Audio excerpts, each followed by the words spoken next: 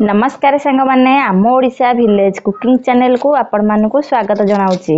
आज आपण मानक पई पाळुओरे बहुत स्वादिया रेसिपी टे नै आसीची। एई रेसिपी टी खाया को बहुत भल लागि थाए। सेते बेले आम बुढ़ा बा माने बारी रे पाळुओ चाष करथले। पिल्लो बारी रे पाळुओ चाष करी एबे बाजार को नै कि लोक माने बिक्री कलेनी। आपण माने अति सहज रे पाळुओ पाई परिबे आ एमती स्वादिया रेसिपी बनै कि खाई परिबे। एबे मु सब पाळुओ रु चोपा को भल भाबरे छडेई देबी।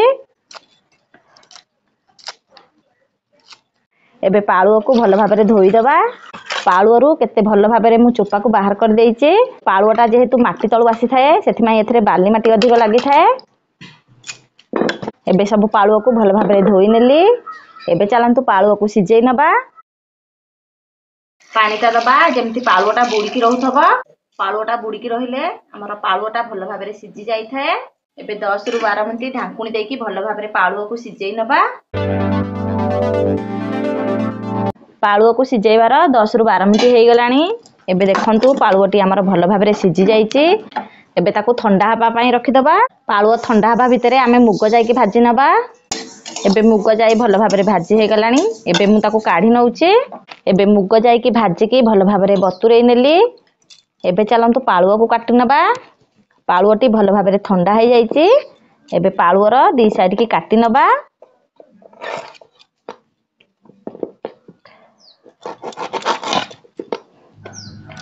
एबे गोल गोल करके पाळुओ को काटि दबा। पाळुओर ए गंठी ठो काटि देबे। से भल भाबरे आ अति सहज रे काटि हेई जिवो। देखंतु पाळुओ को एई परी गोल गोल करके सुंदर भाबरे काटि नेली। पाळुओ रेसिपी पई मु 250 ग्राम रो पाळुओ नेइची। एठी 100 ग्राम रो मुग जाई नेइची। गोटे बड़ साइज रो आलू नेइची ताको एई परिका काटि नेली। एठी गोटे बड़ साइज रो प्याज नेइची ताको भी पतला पतला करके काटि देइची। गोटे बड़ साइज रो टमाटर नेइची ताको भी एई परी काटि नेइची। एठी मसला पई मु बेसर बटा नेइची। अद्दा बटा गोटे चमच नेइची। रसुन बटा 2 चमच नेइची। एबे चलंतु रेसिपी टिकी बनै नबा। करेई भल भाबरे गरम हे गलानी। 2 चमच तेल देई दबा। मुठे 2 चमच तेल देई देइची। एबे तेल भल भाबरे गरम हे गलानी। एबे गोटे चमच जीरा देई दबा। जीरा भल भाबरे फुटी गलानी। काटि के रखिबा पियाज को देई दबा।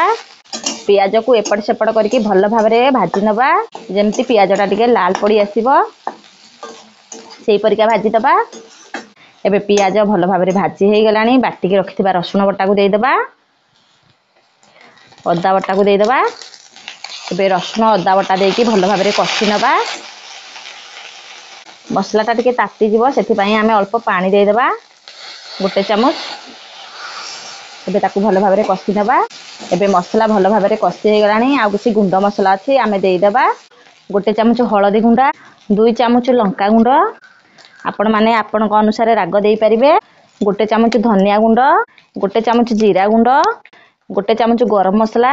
एबे सब मसला गुंड को भल भाबरे कसी नबा। मसला गुंडटा न तातिया पई आमे अल्प पानी देई दबा।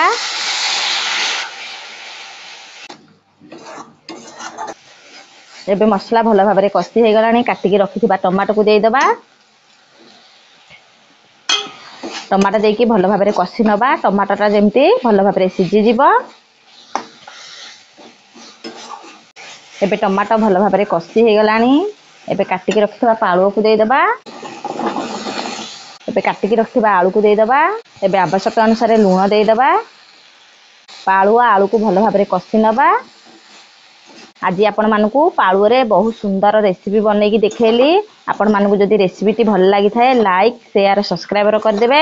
पाखरे थिबा बेल आइकन को दबेई देबे। गां गहली रो जो नुवा वीडियो पोस्ट करबु सर्वप्रथमे आपण माने देखि परिबे। एबे आलू पाळुओ भल भाबरे कसी हे गलानी। एबे आमे जो मुग जाई की रखिथिले बतुरेई की ताकू देई दबा।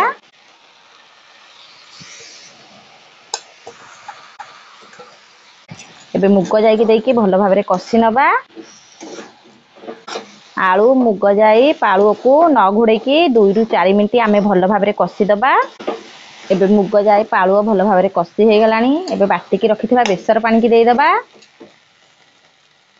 बेसर पानी की आपण माने लास्ट रे देबे जते बेले मसला भल भाबरे कसी हे जिवो सबु पाळुओ आलू संगे रे। एबे पाळुओ आलू बुडीला भलिया आमे पानी देई दबा। पानी देई सारी की अल्प टिके आमे चारिकर पिठा करिका बुलेई दबा। ଏବେ 10 ରୁ 15 ମିନିट ଭଲ ଭାବରେ ଫୁଟିया ପାଇଁ ଛାଡ଼ିଦବା। ଏବେ ଚାଲନ୍ତୁ ଦେଖି नबा 10 ରୁ 15 मिनिट हो गलानी। देखि पारुथिबे हमर ए रेसिपीटी बहुत सुंदर देखा गलानी। आ पाळुआ आलू जाई भल भाबरे सिझी गलानी। आज आपण मानकू पाळुआ रे बहुत सुंदर आ स्वादिया रेसिपीटी बनै की देखैली। ए रेसिपीटी खाइया को बहुत भल लागि थाए। आपण माने घर को पाळुआ आनी की एम्ति स्वादिया रेसिपी बनै की खांतु। देखिबे आपण मानकू बहुत भल लागिबो। एबे मु सेथिरे धनिया पत्र दे देबी।